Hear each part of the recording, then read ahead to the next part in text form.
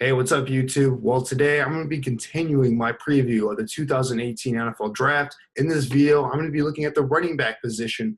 Last time I checked out the quarterback, so today it's only fair that I will check out the running backs as well. You may have heard that this is a very special class in terms of the amount of talent in this running back class. And after watching some of these guys, I have to agree, this is a loaded running back class. And, just without a further ado, let's get right into it. So I'm going to start off by kind of pointing out my top 5 players at the position in this draft. At number 5, I have USC running back Ronald Jones. Just going into his strengths here, he's a very explosive open field runner. He's very fast in the open field, makes a lot of home run plays when he can get into space. He's got a very loose in his lower body, which leads to a lot of very sharp cuts that makes guys miss. He can make defenders look absolutely silly in the hole with his juking ability.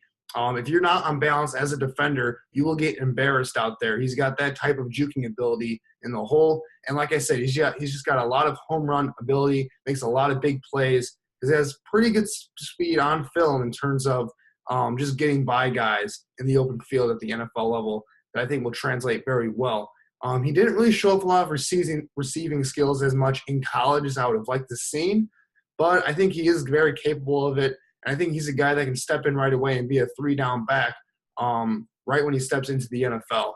But going towards his weaknesses, this is a guy that is put up a little bit higher on most GM's draft boards and most scouting experts' draft boards. So one of the reasons why I have him a little bit lower on my list is he's got a very lean frame for the position. He's 5'11", 200 pounds. It's a little bit undersized, in my opinion, for the position in today's day and age. He's very skinny overall. And I think that can lead to some durability concerns at the next level because the smaller he is, the more lean he is, the more impact it's going to have on big hits at the NFL level. Another weakness with him is his vision can be a little bit iffy sometimes. Often he commits to the hole a little bit too far, and it really limits his cutback options. He's not a naturally powerful guy. So having those ability to cut back into the hole will be a huge thing for him at the NFL level. So he has to clean that up, work on his patience and his vision, and make sure he's choosing the right hole to go through at all times. I did talk about how he is very explosive. It didn't really show itself at the NFL Combine. He ran a very disappointing 4.65 40 at the Combine. Very disappointing. I'm not sure what that was all about. He's much faster on film than he was at the 40-yard dash at the NFL Combine. But that is something to bring into question going into the NFL. And, my last thing with him, he's not going to overpower defenders at the NFL level. And with that small frame that he does have, it really comes down to, can he be a bell cow type of a running back for a lot of teams out there? A lot of teams now, they want to go to running back by committee. He kind of fits into that mold where I feel like he has to be a complementary piece in a running back by committee approach. He's so explosive, though, that I can definitely see why a lot of teams are very excited about him. He's definitely an exciting player overall, and I think he should definitely go high in this NFL draft. So comparing him to a professional player, I can compare him very similarly to a Jamal Charles for the Kansas City Chiefs back in the early 2010s. Just a very lean, explosive player, very similar play style where he's more of a slasher, very explosive in the open field. He kind of has that same similar ability. I think in terms of where he'll go in the draft, I think he can go anywhere from a late first-round pick to the middle of the second round. It kind of depends on the way teams see him in terms of, can he be a guy that has to be forced to maybe limit his touches to 10 to 15 a game, or whether he can handle the full load of getting 20 or more touches a game. So that really depends on where he'll go in the draft. But bottom line, I think some teams will fall in love with Ronald Jones. He's a very explosive running back who should make an impact right away for any NFL franchise. I do question whether he can hold up as a lead back over the course of an entire 16-game season, but he does have the ability to contribute on all 3 downs. I think he will be best used in a running back rotation as a player who gets maybe 15 to 20 touches a game, both as a receiver and a running back, to maximize his really, just special explosiveness. So that's where I see Ronald Jones. Now, moving on to number 4, I have Nick Chubb, running back out of Georgia. Just looking at his strengths here, he's a very powerful runner. Arm tackles will not bring him down. They really saw that at the college level, and I think it's going to translate to the NFL level as well. He's just a very powerful runner at this stage of his career. He's got a very nice combination of size, power, and speed, which I really like. He hits the hole consistently, and he hits it hard. He has pretty good vision for running back. He's very patient, and he's willing to let the hole develop. And he doesn't really fumble a lot. He takes care of the football, which I really like as well. So you can really rely on him, I think, as a bell cow type of back in your system. And, another thing, he had a big-time knee injury in 2015. 2016 was a little bit of a slow year for him overall as he was trying to regain his explosiveness. I saw a lot more of that explosiveness watching him in 2017. And I think he's starting to get more into that 2007, into that pre-injury form, where I think his best football might be ahead of him in terms of his explosiveness and getting that back going forward. Now, with the weaknesses, I think it does come down to that torn knee where he tore multiple knee ligaments there. He doesn't have that same explosiveness quite yet, even though I think it's getting there. And you can definitely see that with the lack of long speed that is really limiting his home run factor. He's more of a guy that's going to grind out yards rather than maybe hit a lot of big plays. So another thing with him is he doesn't really have a lot of great wiggle in terms of juking guys out. So he's going to have to rely more on his vision and power. In the NFL level, that's going to lead to a lot more hits, I think, which makes him more susceptible to more injuries. So that's one thing to look out for. And another thing with that, really, his lack of wiggle ability, he's a guy that likes to try and juke out defenders maybe more than he should. And I think if he focused more on going north-south rather than going east-west a lot, he'd be a lot more effective. Now, he wasn't asked to be much of a receiver in college, and I think he's going to have to work on adding that to his game if he's going to be a bell cow type of running back in the NFL, because running backs, they're required to be pass catchers out of the backfield more than ever now in today's NFL, and he hasn't really shown that he can do that consistently.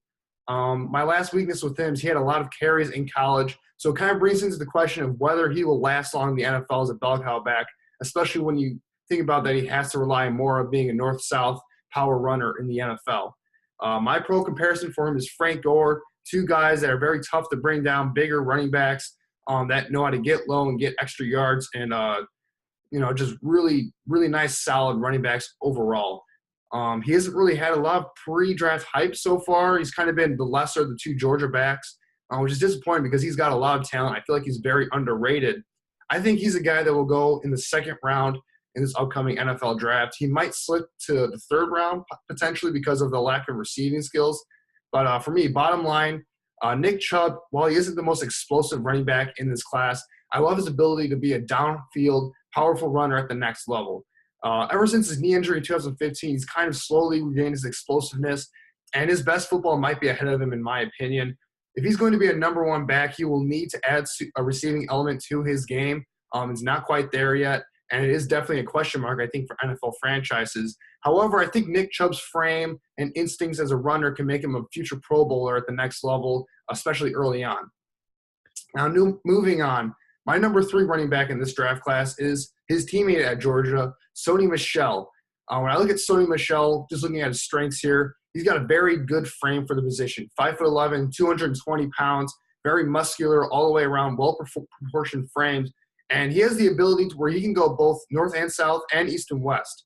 So there's definitely a lot to like in terms of Sony Michel in that he's got a very versatile running package in terms of potential there. He doesn't have great long speed necessarily, but he is dangerous in the open field, very slippery in the open field for sure. And he's not afraid to run with power and to use the size that he does have to his advantage. Another thing I like about Sony Michel, he's got very good vision on his cuts, knows when to hit the hole at the right time, and he's just a guy that can contribute on all 3 downs right away. He's a willing pass blocker. He's got to work on some of his technique, but in terms of his willingness to stay in there and stand his ground in the passing game, he's got a lot of toughness in terms of being a pass blocker, which I really like. And he showed some flashes of being a very good receiver at the next level, especially on screen plays. He's very good at setting up the linebackers for screen plays out of the backfield. So if he can redefine his route running a little bit, he's got a chance to be a very good receiver at the next level as a running back. Now, with the weaknesses for Sony Michel, his balance is something that I think is a huge question mark for him as a whole. Often when he's running through the hole, he'll often lose his balance when he's trying to navigate through traffic. Even in the open field, he has some balance issues and trying to stay upright all the time. And that's something that might, take away some yards for him at the next level.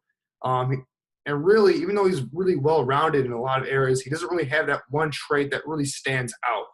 which might limit his NFL upside to a degree. So he's going to have to continue to work on his hands at the next level, like I said, and his route running to be a more complete pass catching back. But I think the potential is there overall. And the one last thing with Sony Michel is he played behind a really good run blocking scheme at Georgia. So he's going to have to learn how to better develop patience and letting the blocks develop a little bit more, because it was very easy for him at Georgia because he had a lot of big holes to run through. That's not going to be the case at the NFL. He's going to have to work on being a little bit more patient and letting the blocks develop for him.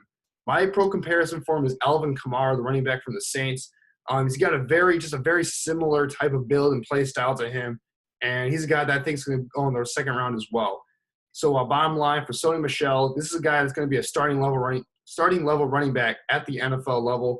While nothing about his game particularly stands out necessarily, Michel has everything needs to be a three-down contributor at the next level. If he can become a more patient runner, more consistent as a receiver, Michel could be a Pro Bowl type of running back for a pretty long time because his frame is pretty good and it lends itself to long-term durability, in my opinion. Moving on here, my number 2 running back in this draft class, Darius Geis out of LSU. When I look at Darius Geis, this was a guy that looked the part of being the next great running back prospect back in 2016 when he took over for an injured Leonard Fournette. He's a very powerful runner who runs with lots of violence. He's a very violent runner. He's not afraid to throw his weight around there and drag defenders along his way. He's got very good vision and patience when he's letting his blocks develop for him, which will really translate to the NFL level well, I think, in my opinion. And he's got very good speed in the open field. He can hit a lot of home run plays for sure. And when I look at his frame, he's got a very well-proportioned frame for the position. He's got a lot of muscle in the right spots, and I think he can maximize that ability in the NFL with his proportioned frame to be an explosive, big playmaking running back at the NFL level. Now, with the weaknesses for Darius Geis, he's an elite prospect, in my opinion, who can contribute right away. But my main thing with Darius Geis is I question whether his durability will hold up to be a bell cow back for a franchise for an extended period of time. When I look at him, he played through a variety of injuries in 2017, which really limited his explosiveness. He didn't look nearly as explosive as he did in 2016. And combining his kind of smaller frame, even though he's got a well-proportioned frame, he's only about 210 pounds at 5'10". So he's not the biggest type of running back. And with his violent style, combined with that lack of elite size, it could lead to him breaking down potentially a little bit earlier among running backs. He might be a guy that flashes really early on in his career in the first 2 or 3 seasons, and then injuries kind of derail it as he goes along. And like I said, he did lose some explosiveness from 2016, so the injuries are starting to be a little bit of concern early on.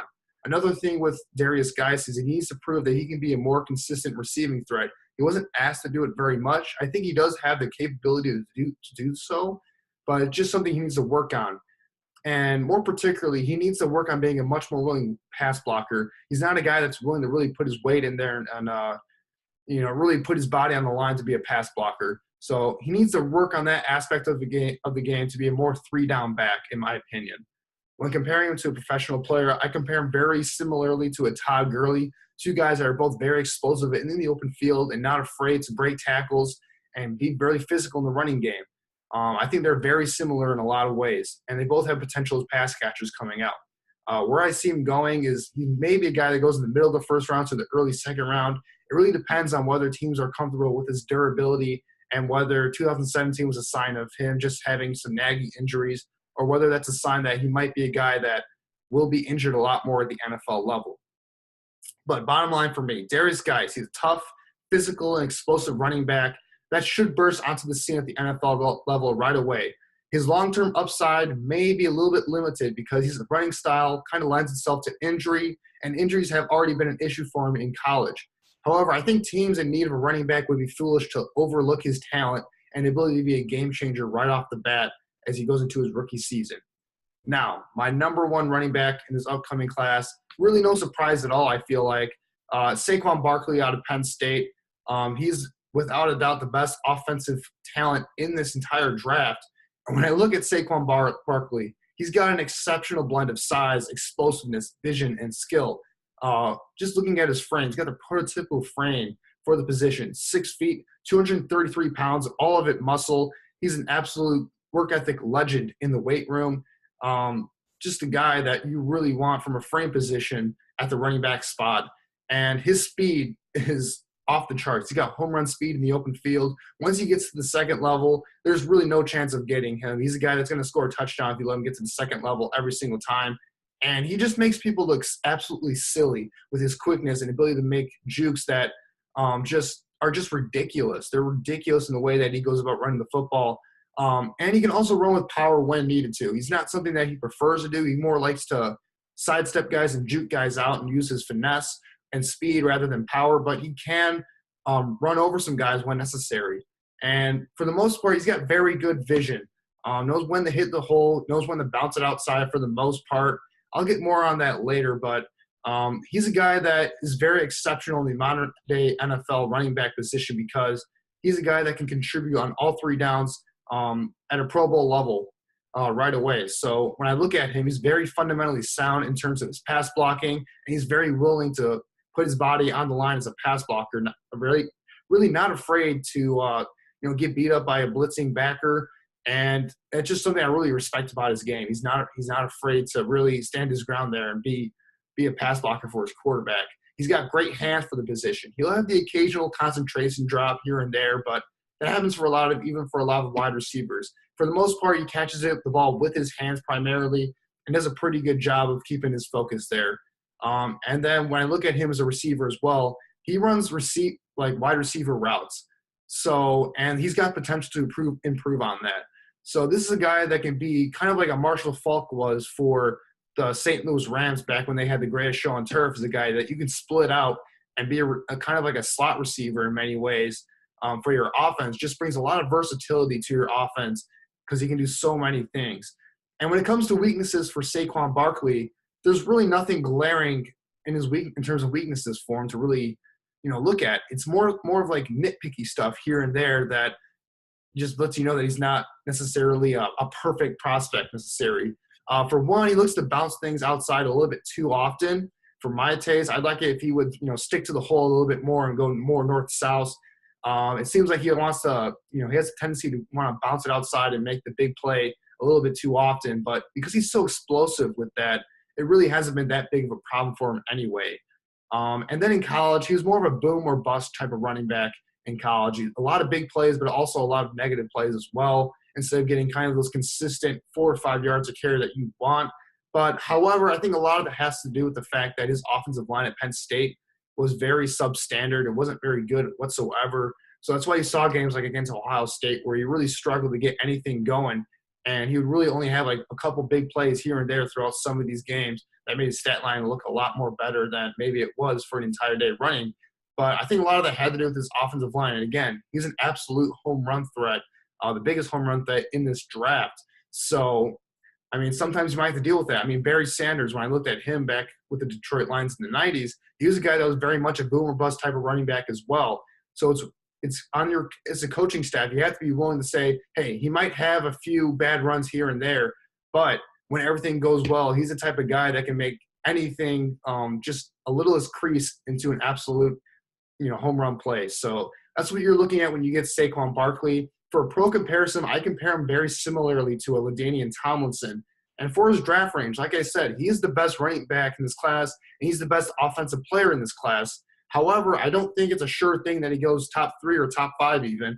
I think he might slip a little bit in the top 10 because of the fact that the running back position, some teams may not value it that highly in this draft, especially with how strong and deep the position group is as a whole. Some teams may think they can get a guy in the 2nd, 3rd, 4th round that can be, have similar impact that a Saquon Barkley does have. However, with all that said, bottom line, Saquon Barkley is the best player in this draft with the ability to be a franchise-changing player at the running back position. His combination of well-proportioned frames, explosiveness, and instincts for the position make him much more dangerous than any previous running back that I've seen gone in the 1st round over the past few years, including Ezekiel Elliott, Leonard Fournette, Todd Gurley, Melvin Gordon. He's better than all those guys, in my opinion. He might slide a bit due to his positional value of the running back position, but I think Barkley, when he gets to the NFL, he's going to be an all-pro relatively soon, maybe even in his first year. This guy is that special of a running back prospect. And depending on the team he goes to, who he's surrounded by, I expect big things from Saquon Barkley going into the NFL.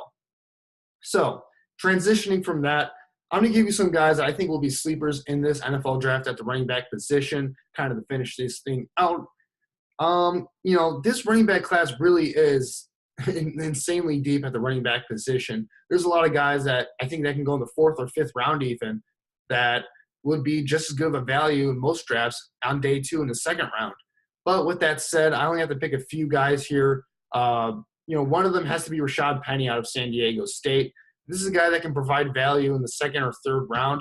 He might drop a little bit even farther than that because he's a small school guy, but he's an excellent 3-down contributor that can also return kicks and punts as well. So he brings a lot of versatility to your offense. And he was extremely productive throughout his career at San Diego State. And while he doesn't really wow you in any particular aspect athletically, he's pretty explosive all around. And I think he'll be a very nice player at the NFL level. Maybe not a Pro Bowler per se, but definitely a for sure thing as a starting running back or a guy you want to throw in your rotation of backs the way some teams want to use their running back system. Another guy that I really like is Royce Freeman out of Oregon. This is a guy that really reminds me as a Bears fan of Jordan Howard coming out of college. He can provide very good value in the 3rd or 4th round.